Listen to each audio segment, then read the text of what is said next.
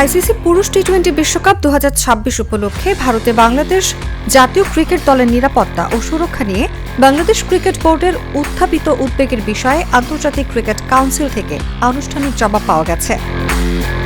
বিসিবিকে পাঠানো বার্তায় আইসিসি জানিয়েছে, টুর্নামেন্টে বাংলাদেশ দলের পূর্ণাঙ্গ ও নিরবচ্ছিন্ন অংশগ্রহণ নিশ্চিত করতে তারা দৃঢ়ভাবে প্রতিশ্রুতিবদ্ধ।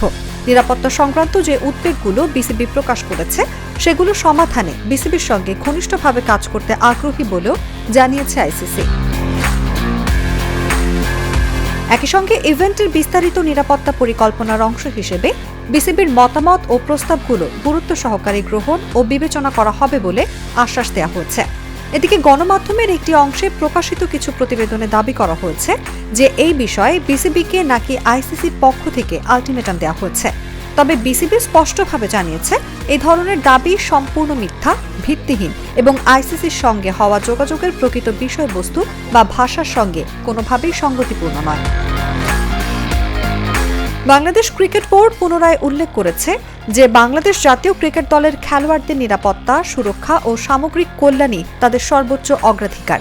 এই লক্ষ্যকে সামনে রেখে বিসিবি আইসিসি এবং সংশ্লিষ্ট আয়োজক কর্তৃপক্ষের সঙ্গে গঠনমূলক, সহযোগিতামূলক ও পেশাদার মনোভাব নিয়ে আলোচনা চালিয়ে যাবে।